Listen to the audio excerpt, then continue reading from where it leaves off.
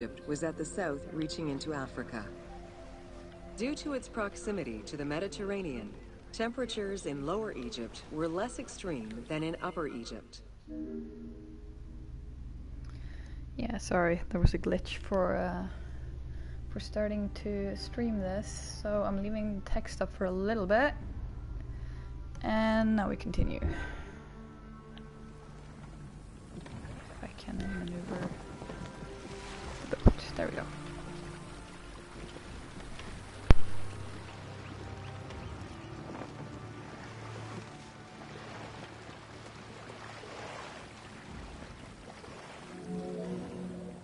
Until 3100 BCE and the unification of Egypt, each region had its own pharaoh and crown. Lower Egypt's crown was red and marked with symbols of papyrus and bees. Upper Egypt's crown was white, with symbols of lotus and sedge-grass.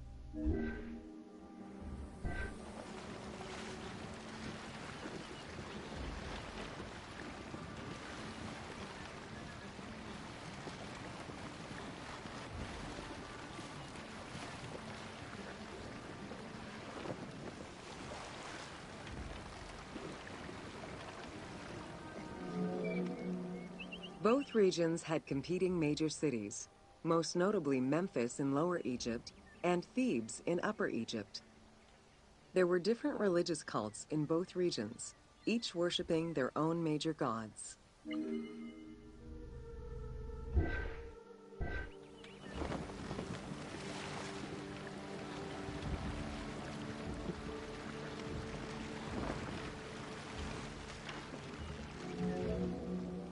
Many of the temples were designed in such a way as to represent the two regions, and ceremonies often incorporated Upper and Lower Egypt in their rituals.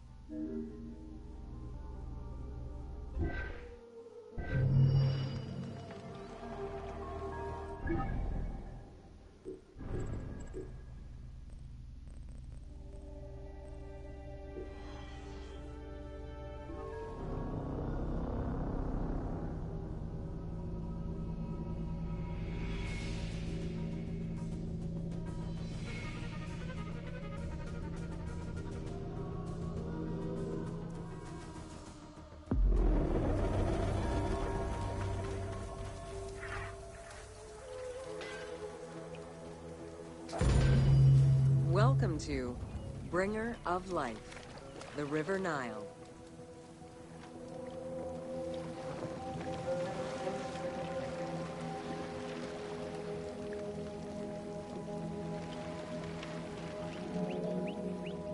The ancient Egyptians called the dark fertile soil of the Nile the Black Lands, and the surrounding desert was referred to as the Red Lands.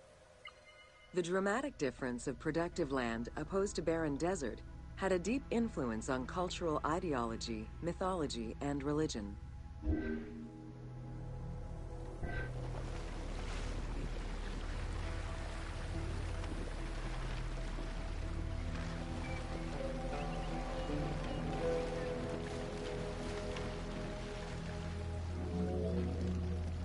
The Nile determined much of Egyptian civilization. For example, the seasonal cycle of the Nile was so consistent that ancient Egyptians created their calendar around it. The flood season, or Akhet, was when the departing floodwaters left arable soil for crops.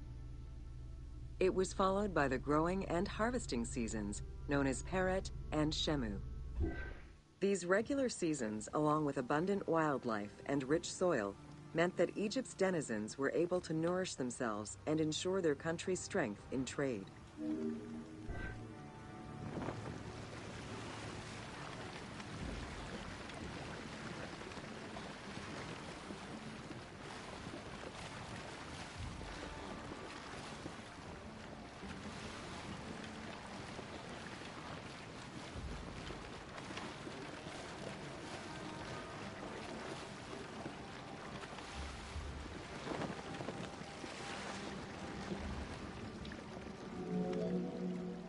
The River Nile, flowing from the south to the north, neatly traversed through both Upper and Lower Egypt. All of Egypt's major cities were built along this narrow ribbon of life. Protected by mountain ranges and deserts which acted as natural barriers to enemies, and sustained by the Nile's plants and wildlife, Egyptian civilization enjoyed economic and cultural prosperity for over 4,000 years.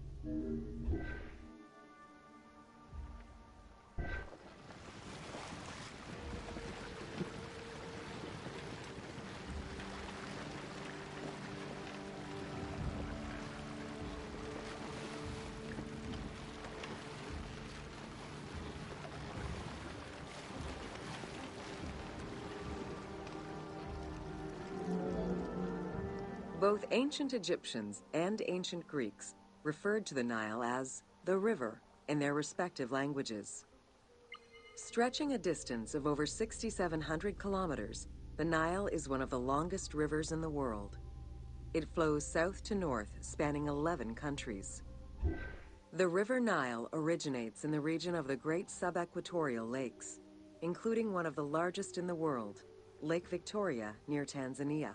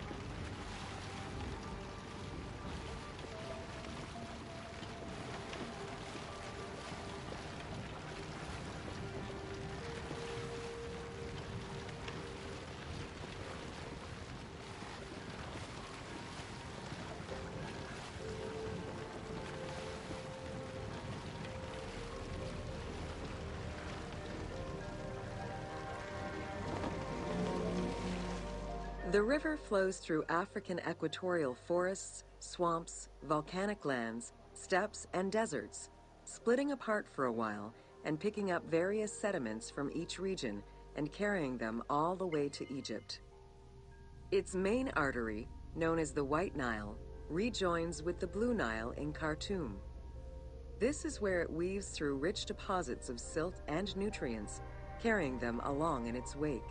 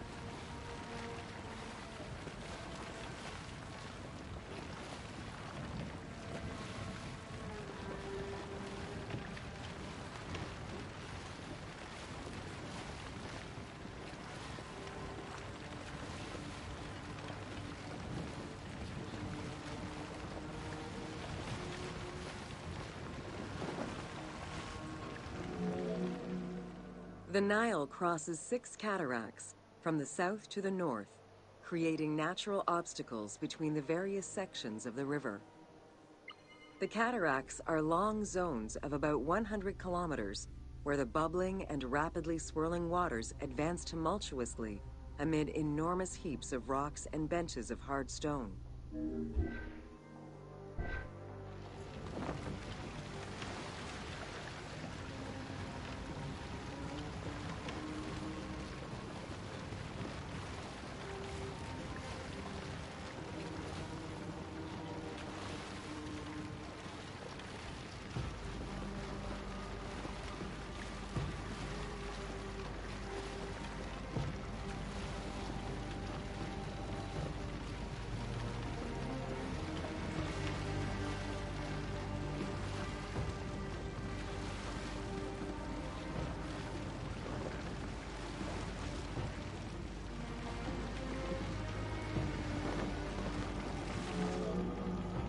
It is after crossing Nubia and the first cataract that the river officially returns to Egypt in Aswan. There are still 1,000 kilometers before it reaches Cairo and the Delta, bringing life to those living on its shores before it eventually empties into the Mediterranean Sea.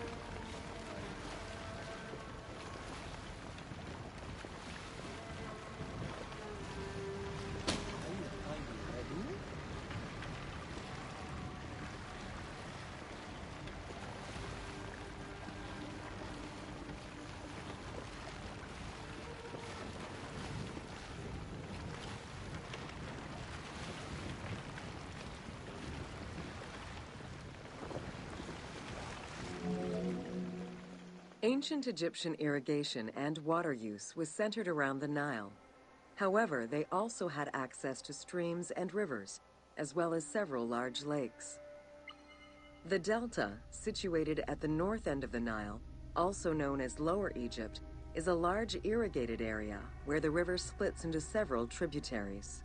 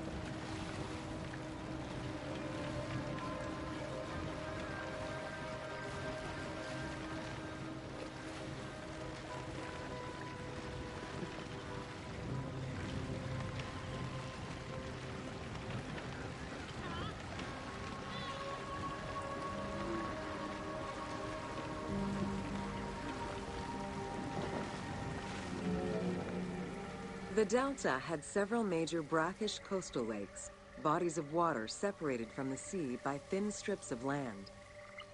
A mix of deep to shallow waters, salt swamps, and sand plains, these lakes were refuge to a wealth of species, as well as water and land plants. The occasional bandit could also be found sheltering within the denser reeds, waiting for the unwary traveler.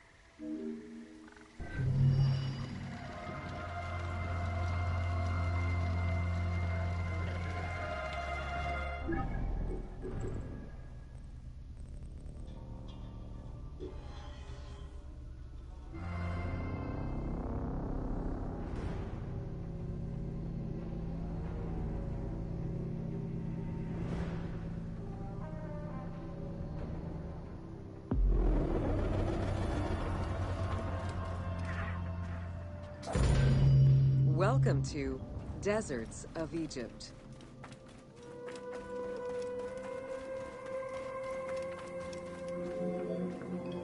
Reaching out on either side of the lush Nile are the harsh, arid Western Desert and the mountainous Eastern Desert. They cover nearly 94% of Egypt. Each of these parent deserts have their own microclimate and contain several smaller deserts with a distinctive fauna and flora. Whale fossils were discovered within the depths of the Sahara. Known as the Valley of the Whales, this location is evidence of the seas which once covered the area.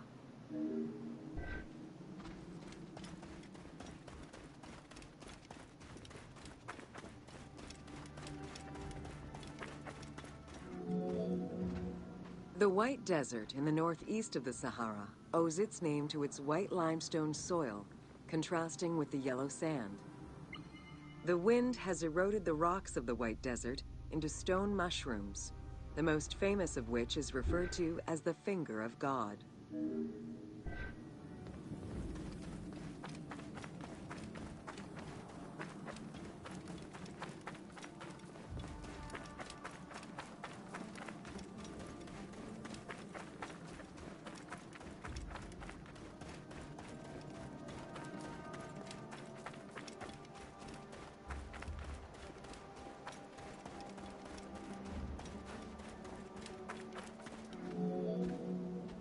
The Great Sand Sea is a large unbroken desert that reaches out through western Egypt and eastern Libya. It is home to a unique geological formation known as Libyan silica glass. The pale yellowish-green material ranges from pebble-sized fragments to glass rocks the size of rough boulders.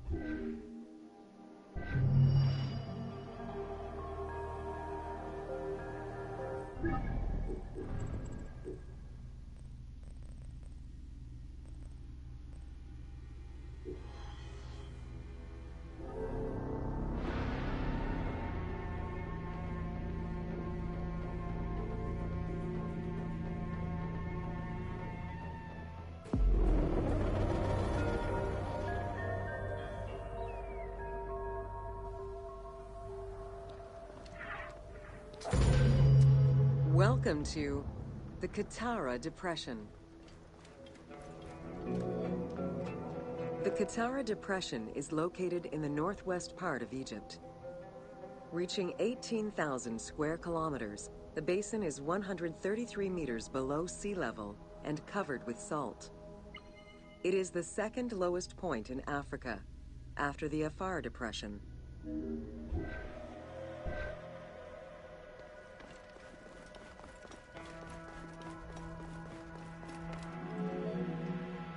The climate is very arid, with average temperatures reaching 36 degrees Celsius.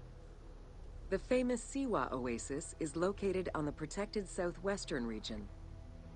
Today, the Qattara Depression is utilized for oil exploration.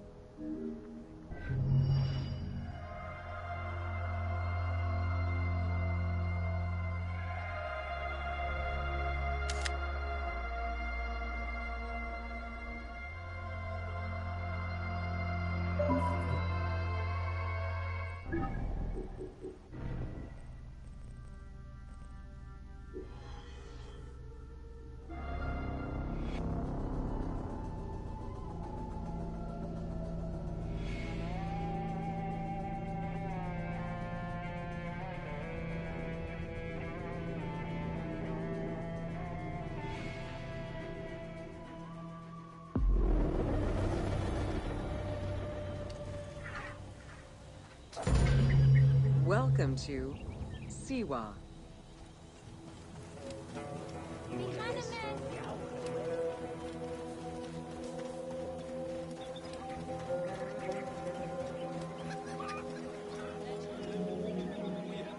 The Siwa Oasis is in the western desert of Egypt. Geographically, the Siwan Oasis is located in a depression 20 meters below sea level. Its natural springs and warm climate aided in the bountiful production of date trees. Though clearly influenced to some degree by Egyptian and African culture, the area's isolation resulted in a unique society and language. While they worshipped the same deities, Siwan temple architecture differed from traditional Egyptian temples.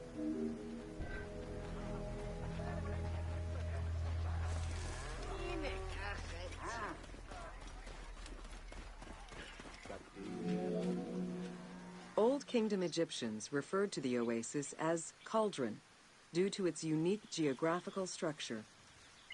Oases were crucial for nomadic tribes and caravans. Without them, there was no chance of survival in an otherwise harsh landscape. As such, oases quickly became hubs for trade, as well as areas of political control.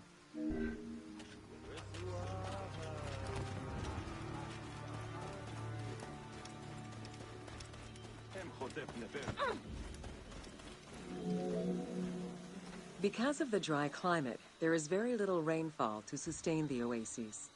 Instead, underground rivers flood the natural basins. Since many oases have a north-south orientation parallel to the Nile, some geologists suggest they were once tributaries of the mighty river. There is evidence that ancient Egyptians attempted to create some oases.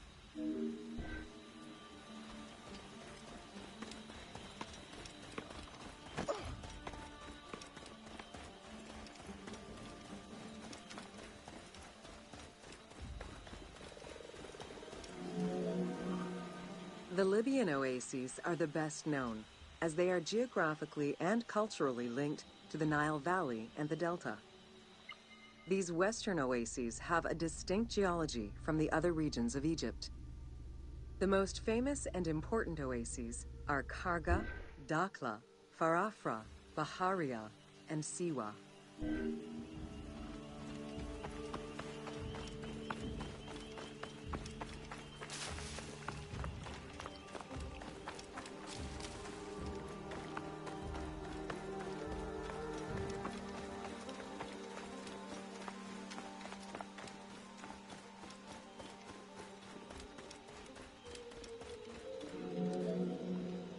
The Spring of the Sun is one of many thermal sources in Siwa, with the particularity that Cleopatra would have bathed in this one, giving it its name.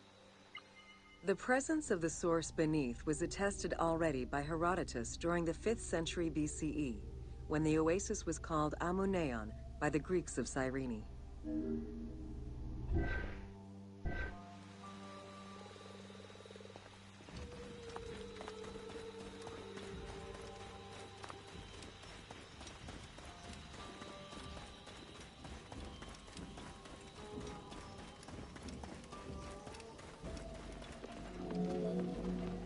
Oracles predicted the future, delivered omens that could be more or less obscure, and offered divine guidance. The Siwan Oracle was considered one of the 3 greatest of the ancient world, alongside the oracles of Delphi and Dodoni.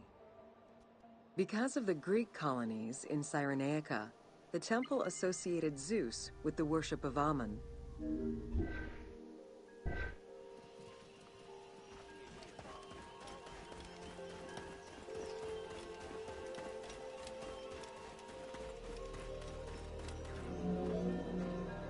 It is no wonder that Alexander the Great made the perilous journey to Siwa in order to consult the oracle, emulating the actions of mythical heroes such as Hercules and Perseus. This action earned the approval of the oracle, who validated his claim as Pharaoh of Egypt. He was confirmed as the son of Amun, conferring upon him the most legitimate claim to date of all Egypt's foreign invaders.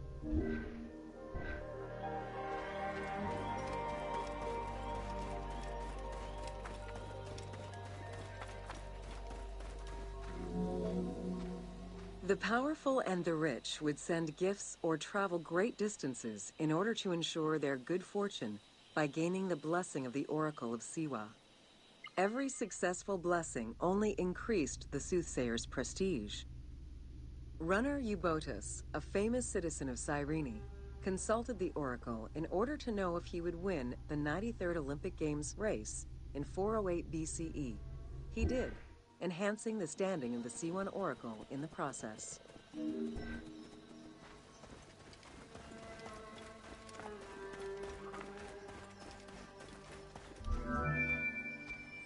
The Temple of the Oracle of Amun was built in the 6th century BCE by Pharaoh Amasis.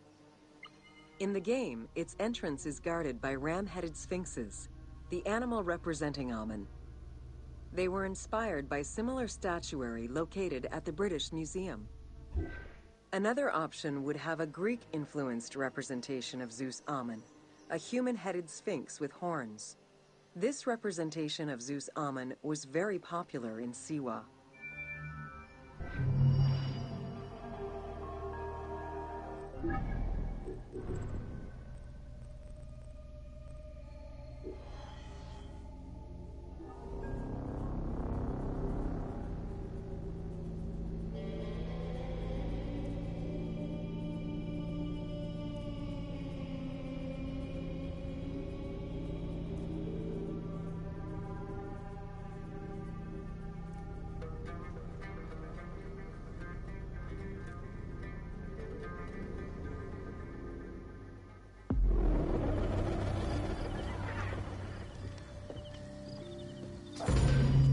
Welcome to the Fayum.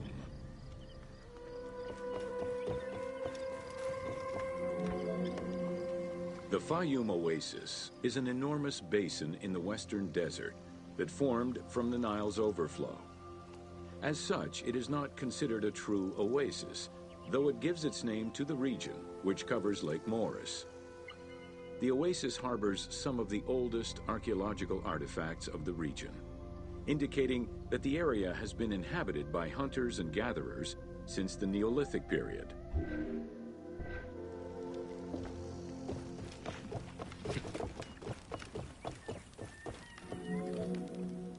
The Fayum Oasis drains into Lake Moeris, which was a large freshwater lake, but at some time became a saltwater lake.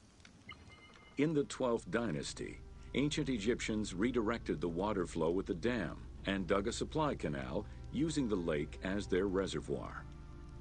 Irrigation enabled them to continue growing crops of figs, grapes, and olives year-round.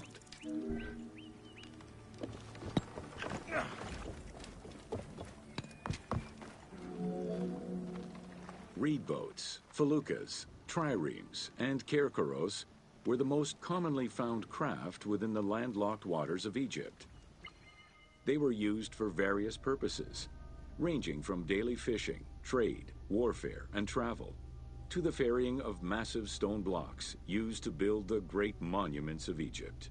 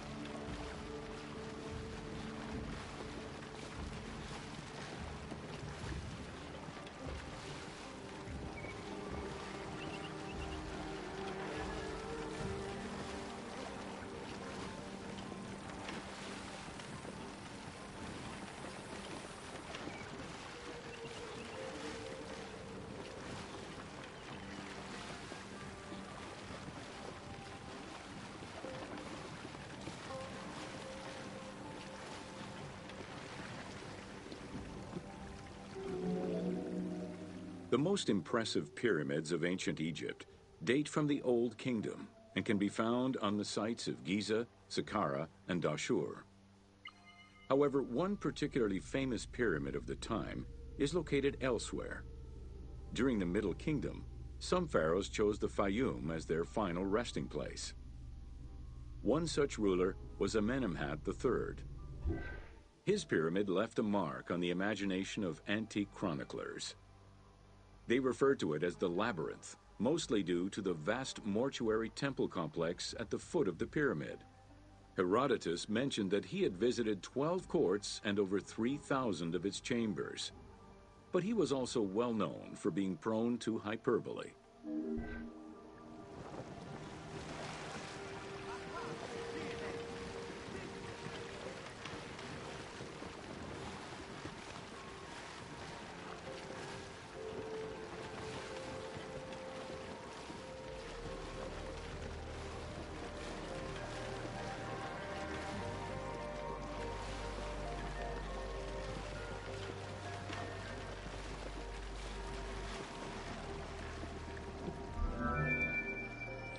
Amenemhat's pyramid was built with a brick core and covered with stone slabs, designed to be impenetrable. The burial chamber, made out of a single block of sandstone, is unique in its design. Richard Lepsius and Flinders Petrie both explored the pyramid site, measuring 385 meters by 158 meters, and identified it as the location of the labyrinth. Their research conditions were difficult, as most of the site had been submerged by the nearby canal. Furthermore, the stones from the complex and the outer casing of the pyramid had been quarried away long ago. Ubisoft decided to give life back to this lost monument and the many crypts that were said to be devoted to the sacred crocodile god, Sobek.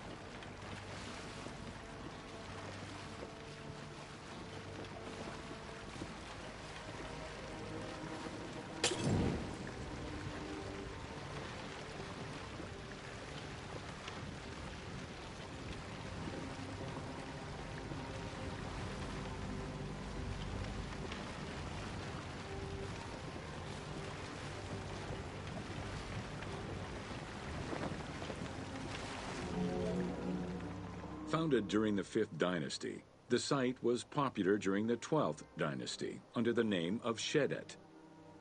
During the Ptolemaic era, the metropolis was named Crocodilopolis by the Greeks, in honor of the crocodile god Sobek. During the Greco-Roman era, the Clearchus, soldiers of the Ptolemies, settled there after their military service and expanded the irrigation systems. Irrigation and water distribution tripled the arable land and turned the city into a lush and rich area. 27,000 inhabitants lived in its precinct at its height. The city's location was strategic in controlling the many small waterways connecting to the main canal, and thus the Nile.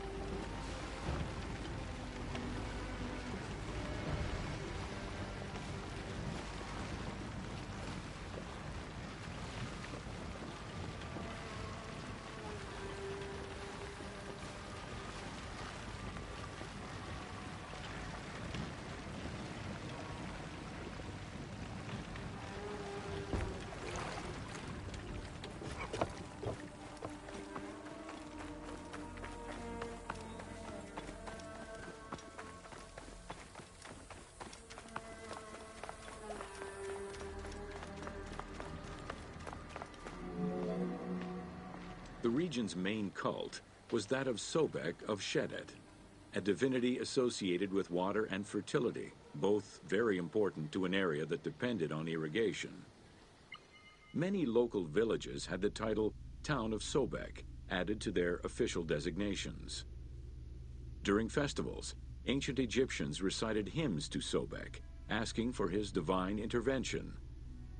Greek settlers, and later Romans, would help the Temple of Sobek's economy to flourish by adopting the local embalming mortuary rites. Their sarcophagi were beautifully painted and adorned with amazingly realistic portraits.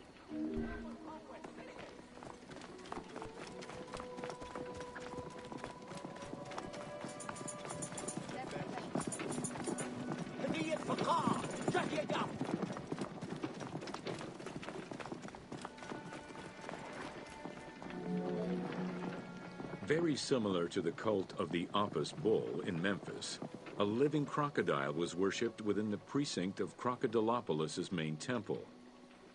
Known as Sobek to the Egyptians and Sukkos to the Greeks, it was reported by Strabo that priests fed it with meat, wine, and honeyed milk.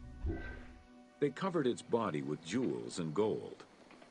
After its death, it was embalmed and placed within the crocodile's grotto, alongside thousands of other mummified crocodiles.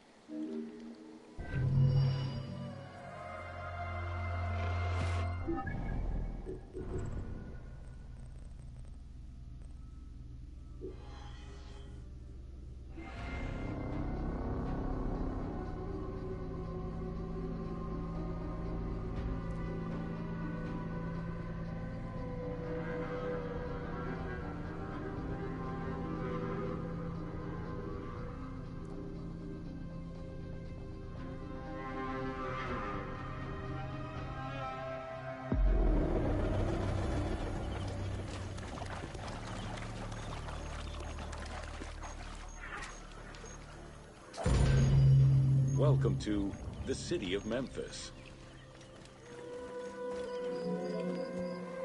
Throughout all ancient Egyptian periods, cities had one thing in common. They were situated along the Nile's shores. Cities were often designated for government or for worship. Major cities had several temples dedicated to numerous gods and goddesses. Egyptians referred to the organization of their cities as a sepat, or later on by the Persian term nome. There were 20 sepat in Lower Egypt and 22 in Upper Egypt. The capital city of ancient Egypt changed many times over the periods.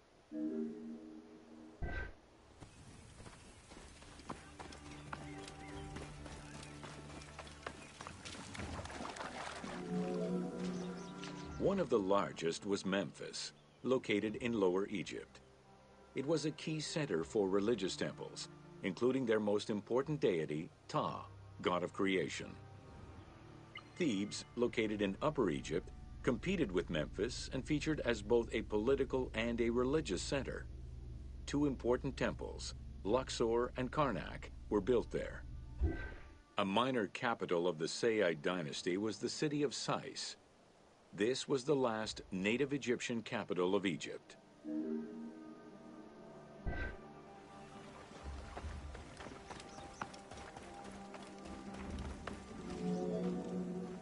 During the Third Dynasty, under Pharaoh Djoser, Memphis became the first religious and administrative capital of Egypt.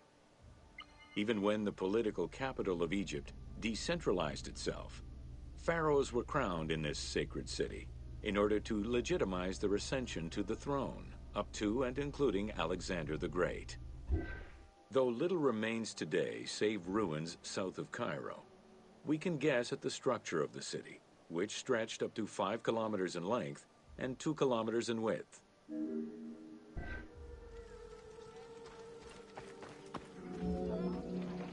Memphis was also referred to as the City with the 100 Doors, or the White Walls. These names were in reference to the wall which surrounded the city. Under the protection of Ptah, god of craftsmen, the city was a thriving religious and economic hub.